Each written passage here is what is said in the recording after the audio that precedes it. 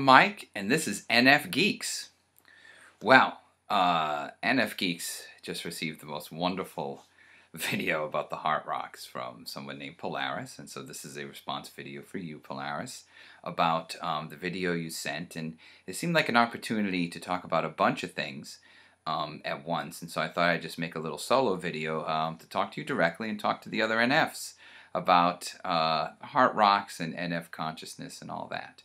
So, so I'm kind of using you as a little bit of an example, but nothing bad.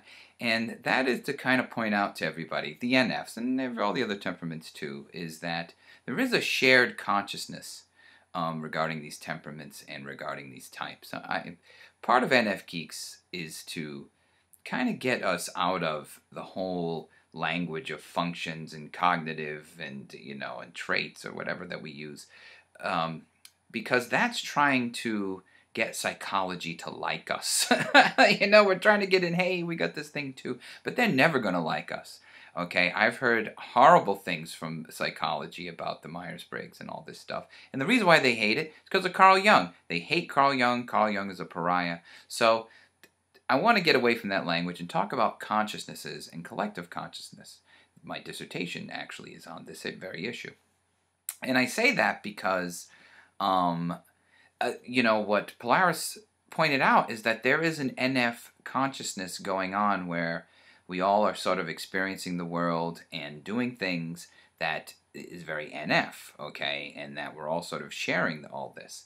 And that's important because that's a big point of NF Geeks. It's true about all the other temperaments, of course, but, NFs feel very, I find, very worried that they're crazy with all this stuff because nobody gets it when we talk about how we get heart rocks and all this. They don't get it, and so we start internalizing, are we nuts? And so part of NF Geeks is to thwart that. And your video shows this because there's a unification in consciousness between NFs. And I want to point out before we get to the rocks about INFJ. So there's a few things about your video right away are just instantly INFJ, and I'm sure the other INFJs are going to see this within you because they see it within each other, and hopefully there'll be more response videos. I like to encourage everybody to do some response videos to NF Geeks, and believe me, I'll try to get back to you. I always try to get back on the comments. Sometimes I can't. So a few things. First of all, I'm going to assume, and if I'm wrong on this, hey, we're cool, is that Polaris is not your real name. I shouldn't say that. It is your real name, but it wasn't your birth name that was given to you. I suppose it could be, but I'm assuming that this is a name that you chose to identify yourself in some way. If not, hey, I'm not Buddha. I don't have all the answers. But just in case it is, I wanted to point it out because I have encountered other INFJs that have changed their name to this unique name that they either sort of got from something or completely made up. A made-up name that's sort of like a one-word name, the way Madonna and Lady Gaga, artists how to have this one-word name. Even silly things, Regis, like Regis Philbin's just Regis now. So it's kind of similar to that, but it's very sort of, NF identity related in some way. There's always this sort of mystical side or this metaphorical side, I guess I should say. And I got that impression right away. So there's something very INFJ about that. I've known lots of INFJs that have changed their name, or at least tried to. I know that. They've tried to talk to their parents and like, I'm going to be, Light Force now. And, you can imagine what the parents say. But I've encountered more than one. A lot more than one. So there's an INFJ thing going on there with identity and metaphors and what in postmodernism would probably be called a poesis, if you will. So there's that, and I wanted to point that out. Because the purpose of your video was to kind of say, hey, I'm not the only one doing this. There's a whole, thing going on between NFs. And I want to point out that there's a whole INFJ thing going on that I want you to, internalize. Because again, I want this to be about consciousness and collective consciousnesses out in the world. Okay, and I always look about these things because I'm an ENFP and I care about this stuff. The clothing that you wore for this video was also very INFJ. Only an INFJ could rock a scarf like that. Holy cow, you were rocking that scarf, and that is INFJ. I know my INFJ because the way it was a classy elegance to it. And I've seen this with other INFJs, and also the way the whole thing fit together, with everything else you had, is very sort of uniquely identifiable, and at the same time, with color, but not too much color, not a splash. It's all very neat and elegant, and that's just really great. And you had the INFJ eyes, that turned over eyes. So that, there's something very INFJ about you that you share with the other INFJs. And so I encourage all the INFJs to look at this video and look in the mirror and be like, oh my God, there is sort of something going on between us all. Okay, so that's that. And hopefully that was encouraging. Okay, now the next thing I got to get to is, holy shit, that was the one heart rock to rule them all. Holy cow! Only an INFJ would encounter the universe and get this giant fucking thing like that. I've never found anything of that magnitude. I mean, I'm expecting, like, INFJs are going to start catching, heart meteors. They're going to be falling from space, and bloop, you're just going to get them. But that was quite a heart rock. Wow. I'm sure all the NFs were really impressed with that one. That was something. Okay, that was really something. And that's a beautiful rock. Boy, I never get rid of that thing. If you're going to give it away, give it to your husband. All right? Like an anniversary present, you're going to stay married after 7 years, past the 7-year itch, wait for 25 years, and then give it. But that is too special to just give to some guy you're dating or something, so don't do that. Okay, but that was an incredible heart rock. Wow. That blew my mind. I actually screamed when I saw it. I went, holy shit, that is a heart rock. I've never found anything like that. The doctor, though, once found a white one, a really sort of polished white one off a beach that was obviously natural because it wasn't perfect, but very, very beautiful. I'm going to try to get it and show everybody. And, people collecting them just to show that all the NFs have it. The doctor who loves and I gave it to her and she loved it. She keeps them in a bowl. There's a bowl that she keeps them all in, and they're all sort of collected in there. And, because I've given her a few others over time. And so there's this sort of heart rock bowl that she sort of keeps that's kind of special. So that might be something the other ones do. Now, I want to talk about your other rocks, the pig rock and the house rock. Okay? Those are, there's something very NF about that. There's some sort of, when the universe speaks, something going on with Gestalt and reality and constructing reality and, physical reality responding back in a way to consciousness. There's a whole thing going on with that.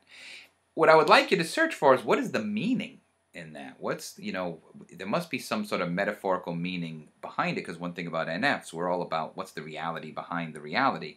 So I want you to think about that. What is it? Why did you find a pig rock? What was that symbolizing? Not necessarily bad. Pigs are, cute things. Great pets. So, in the house rock, isn't it interesting that it had a door? There was something NF in the construction of that in your consciousness going out. And that always amused me, because it reminded me of a memory. I used to have a long-term relationship with an INFP. So before the doctor, I was actually with another INFP that I was with a long time. And it ended badly, unfortunately. But we were doing this, when we were first trying this out on the beach with the rocks, she found a rock in the shape of New Jersey. It was big too, it was like this big. And it looked like New Jersey. I say that because you found Italy in the boot. And she was so kind of disappointed, because she was going out there the first time trying to find hard rock. She found New Jersey instead. She's an INFP, so imagine the idealism that went into this and the disappointment. But seeing your rocks really connected with me on that. Next, I want to talk about your reincarnation rock, okay? Because I've had also an experience with this, and I'd like the other NFs to kind of chime in with this experience, because you also mentioned crystals. You have crystals in your box. Oh, you mean crystals like these? See? Freaking NFs. I got crystals too. You look at they are. This is one of my favorite ones. Now I'm going to nerd out for a minute. One of the reasons why I always get crystals is because I was a big fan as a child of Superman the movie. Okay?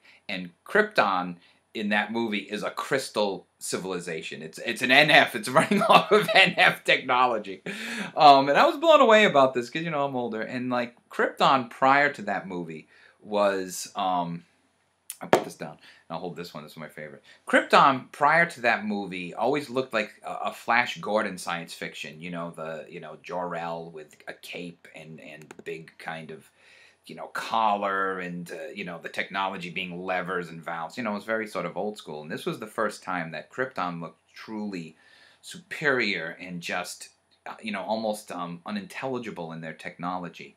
And another NF thing is Jor-El's consciousness ends up in a crystal, that Superman gets. It's Marlon Brando, so, I hope Marlon Brando isn't in my crystal, I'll do a favor for the family. That kind of thing.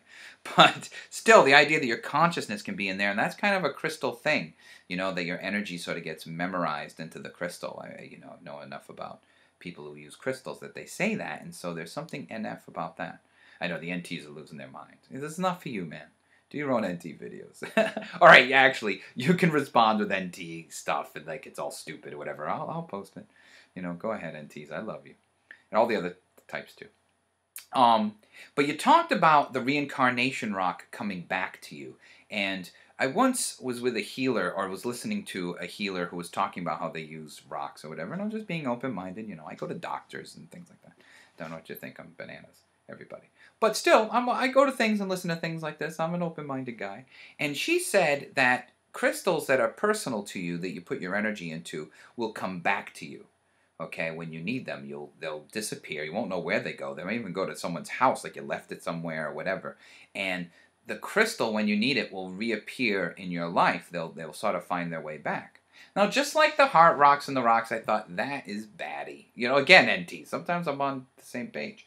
And I said, that is baddie. And so, but then she gave away some raw crystals, and I ended up getting a few crystals, from different people. I bought some. And god damn it, she was right. The crystals come back to you for whatever reason, just like your reincarnation rock. I've had that experience with the crystals, So, and again, before the NTs talk about coincidence, this doesn't happen with other objects. I've never had like a frying pan come back to me, or a pen or something. It's these freaking things. Like, God, this has happened a bunch of times. It's really blown me away. So I definitely resonate with the thing about the reincarnation rock coming back to you. I think that's another NF thing. And, finally, I guess, I want to really thank you so much for making that video and sending it to me. It's really great. I always feel that INFJs has got NFGeeks' back. I always feel very backed up by the INFJs all the time. I'm really in debt to all of them. One of the first ones was INFJ Front Row Seat, and she really, got my back at a time when I really needed it. And again, it's sort of this weird mystical. She just sort of knows, like, oh, I got to send something to Mike, and it just, yeah, you do. And you did the same thing. And what makes it special to me, and boy, you two, you remind me of her. This is what I mean. Like, there's a consciousness that's physically manifesting. It's not crap. I looked at you, I was like, geez, that's just like her, It really meant a lot to me because when I was doing the Heart Rock video, I was really putting myself out there a little bit because it was a little nutty. From the other temperament's point of view, and it did feel very NF to me, and and I wanted to get it out to the other NFs because I knew, like, oh my God, they're gonna love this, they're gonna go out doing it. I would hope, but I was also I had trepidation about it because I didn't know where this is gonna go, and was I gonna get all these negative emails? And the NTs have been nice. I want to say something if NTs are watching this. You've kind of communicated that it's wacky, but you've actually been. You've been cool about it. So all the NTs, we're cool, and I'm glad that you were cool about it. And you enjoyed the videos. You all had a laugh, so I'm glad about that. But still, I was kind of putting myself out there on this, and it is special and intimate with me because it's something I do. I don't just do it for anybody. I don't just do it for any reason. This was something I really wanted to do for the doctor and show that, I love you and, say those things. So... and so what you did is you validated me back. Okay, that's what I want to really express and say thank you. As INFJs have done repeatedly for me here on NFGeeks. And you're just another NFJ that just did the same thing. And I want to just tell you how appreciative I am. Because I feel like, again, if I want to talk about consciousness, I'm expressing this not just to you, but to INFJ. To all that is INFJ, all the collective consciousness of INFJ that exists and manifests itself through the particular individuals like yourself. So it's not just an intention to you, and I do mean it specifically to you too. It's, it's one thing.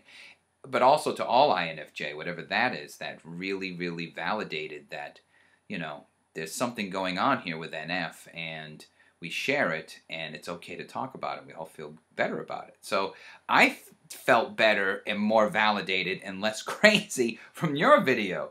You know, I'm too. I was like, oh, good, right. I'm not the only one doing this, and this is special. And look, and that freaking heart rock, that big one, wow. That was insane.